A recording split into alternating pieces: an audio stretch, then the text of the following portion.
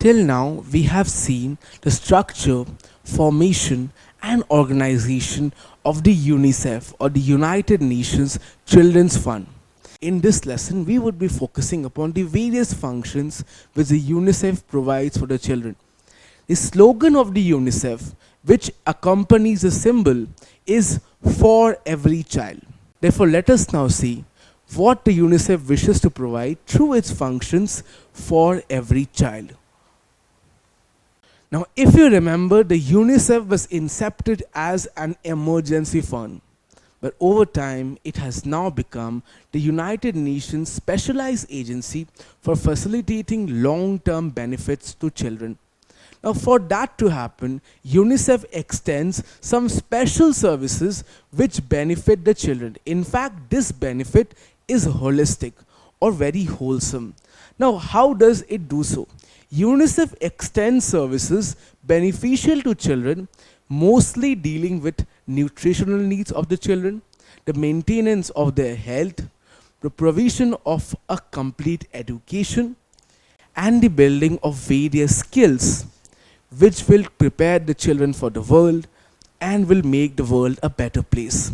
Therefore, UNICEF extends services benefiting the children in these particular fields. But why does UNICEF extend these services and not provide for it? Well, the reason why UNICEF extends these services is because it partners and cooperates with various other United Nations agencies and organs, and thus extends these services in a way where it can facilitate the funding and the development of these services, while the other organs and agencies can deploy them. Now, we mentioned that UNICEF aims to now provide long-term aid instead of emergency aid. How can we differentiate between the two? Well, have you heard the saying that if you give a man a fish, he will eat for one day. But if you teach a man to fish, he will eat every day. That is the difference between emergency aid and long-term aid. Let us look at an example to better understand this difference. If UNICEF provides textbooks to children stuck in a conflict zone, that is emergency aid.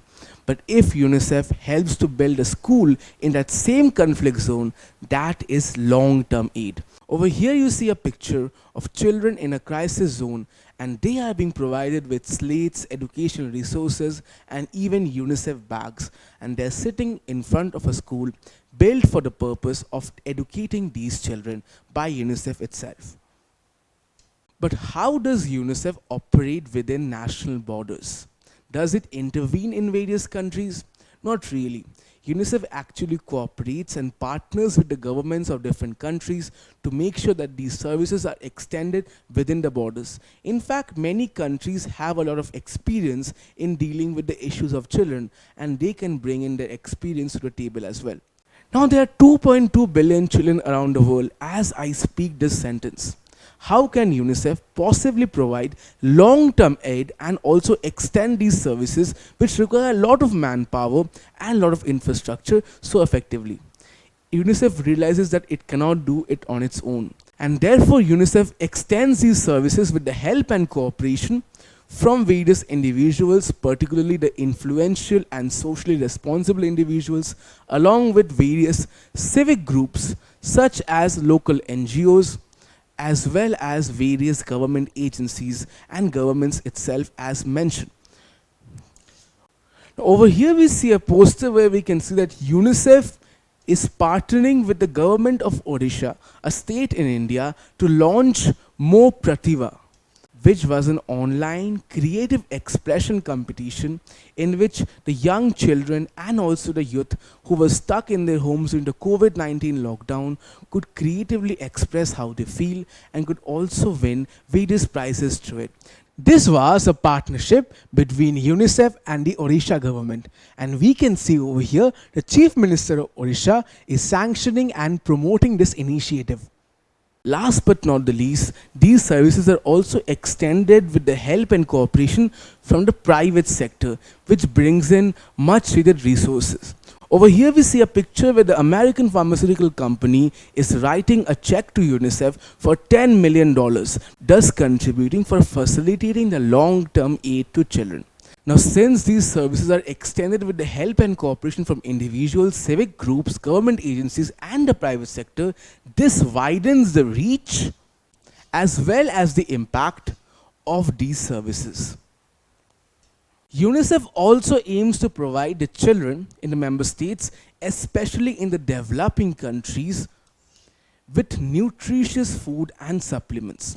Now, what exactly is the aim here? The aim here is to provide the basic or the essential nutrition for every child. That is exactly what the UNICEF aims to do. But when we are mentioning the provision of essential nutrition for every child, it also includes the children who are not even born yet or who are in their mother's womb. And to take care of these children and to provide them nutrition, their mothers have to be taken care of. And that is why UNICEF also takes care of the interests of women, especially the pregnant women, and their health and nourishment during and even after pregnancy, as the child's nutrition after being born is linked to the mother's nourishment. Now, in this effort, the UNICEF coordinates alongside other UN agencies such as FAO or the Food and Agricultural Organization and its other strategic partners as well.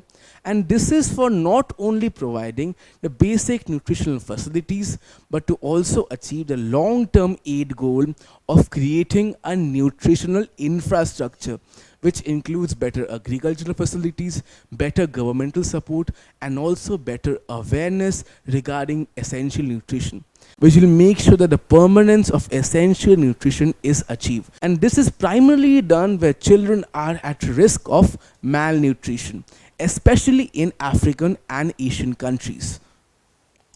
Moving on with the functions, UNICEF also aims to prevent the spread of diseases in children, as it feels that for long-term aid to children, they need to be safe from diseases. Now, UNICEF aims to prevent the spread of fatal diseases such as measles, diphtheria, tetanus, tuberculosis, polio, whooping cough, and also other such common diseases among children.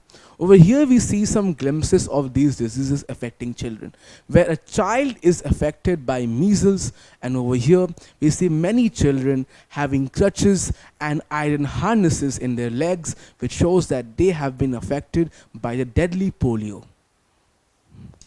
Now, UNICEF realizes that most of these diseases can be prevented by effective vaccination.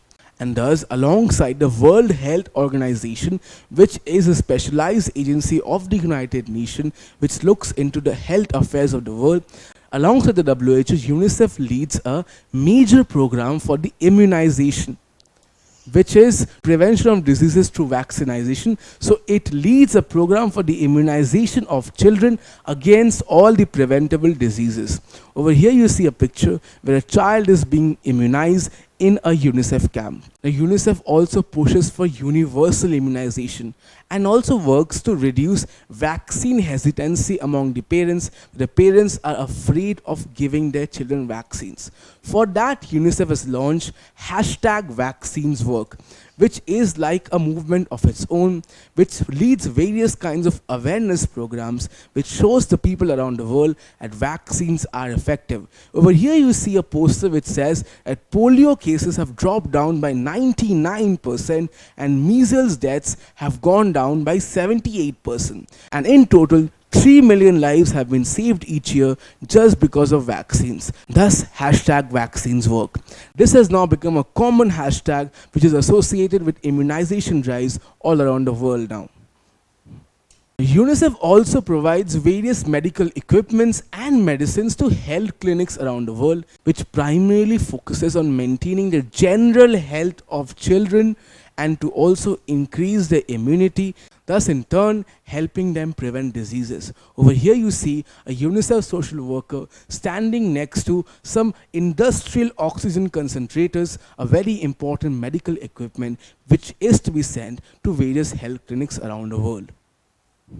Now, in order to prevent the spread of diseases in children, UNICEF primarily focuses on the improvement of sanitation facilities, which includes clean water, proper toilet facilities, and effective drainage systems. But not only does UNICEF improve the sanitation facilities, it also spreads awareness among the children and their guardians as to what the deadly diseases are and also how to prevent them. Now, we saw UNICEF's focus on sanitation to prevent deadly diseases. On a similar note, let's look at another function of the UNICEF, which is to provide clean drinking water, sanitation, and hygiene. In simple words, UNICEF wishes to provide to every child the WASH facilities. What is WASH? WASH stands for Water, Sanitation and Hygiene Facilities, which UNICEF feels is effective for every child to grow up. Now, UNICEF aims to provide clean and potable water or drinkable water facilities along with better sanitation facilities to women and children in the village areas primarily. But yet again, not only are these facilities to be provided, but also children need to be taught the basic hygiene practices, as cleanliness is a mentality. And that is why UNICEF has launched various hygiene awareness drives which teaches children the basic hygiene habits such as drinking clean water and washing their hands for a period of time. But what about the places which do not have access to enough amounts of water, or places which are losing out on its water supply?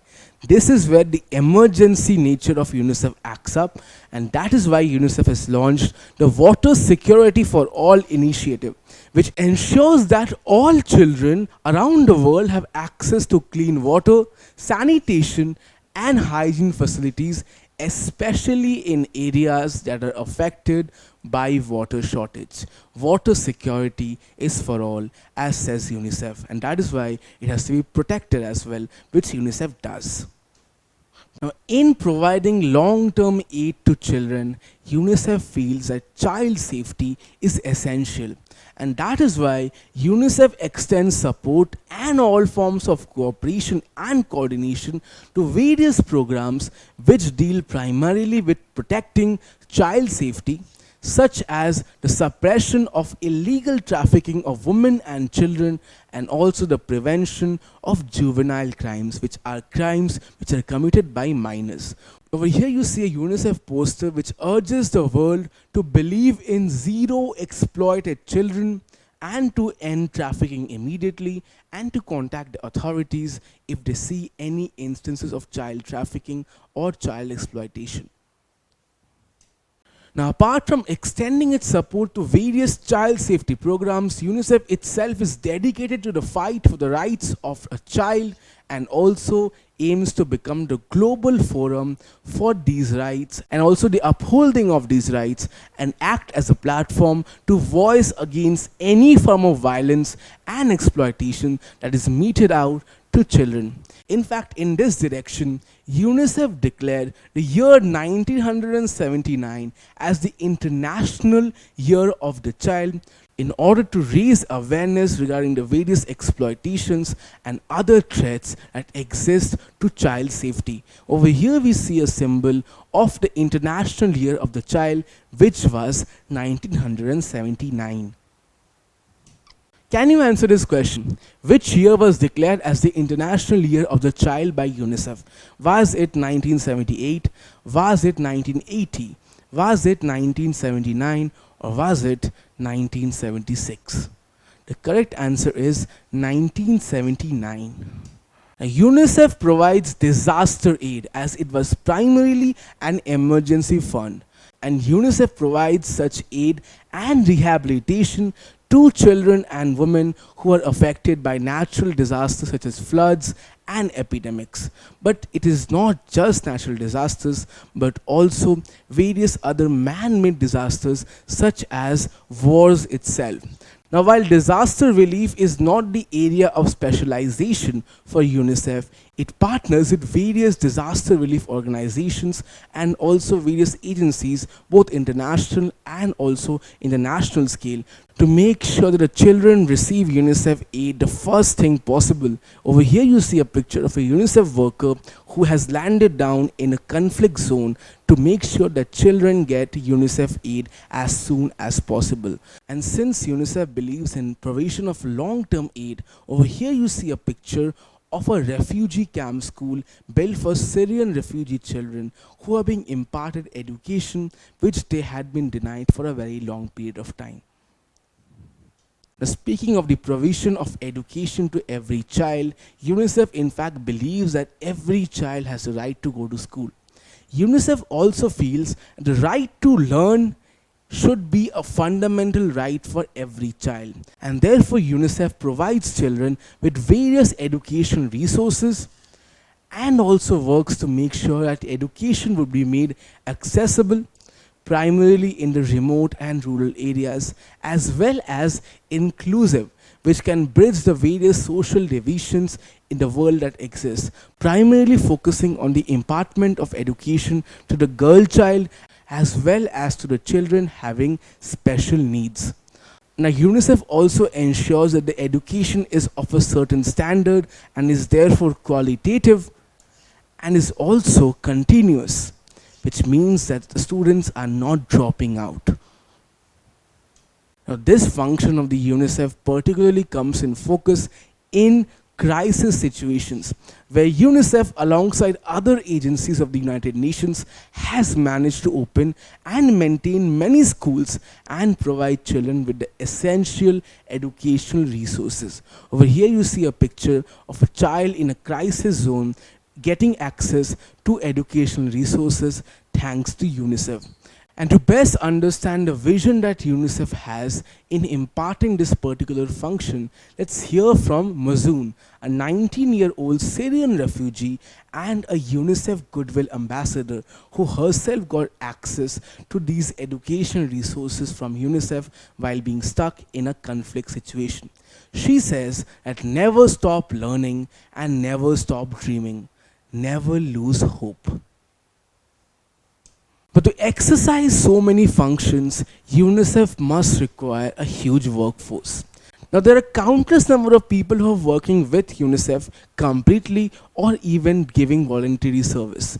But there are even more number of people who are child welfare social workers who provide health services, sanitation services, act as teachers to impart education, and also are nutritionists who make sure that these children never go hungry.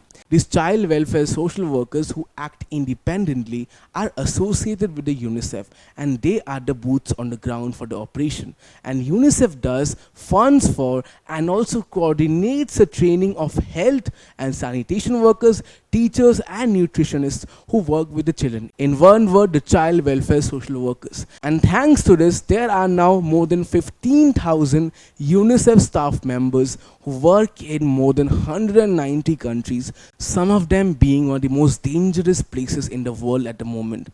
Now, while UNICEF has no army of its own, these are the soldiers of peace, and they march on to work for the benefit of children. Last but not least, UNICEF pledges to uphold the Convention on the Rights of the Child, which is a United Nations International Human Rights Treaty which recognizes the various civic, political, social, economic and cultural rights of the children. Thus, this particular convention and its outcome document recognizes that every child has fundamental rights. UNICEF's pledge in upholding this convention on the behalf of all children and its work for implementing this convention truly proves that UNICEF is there for every child.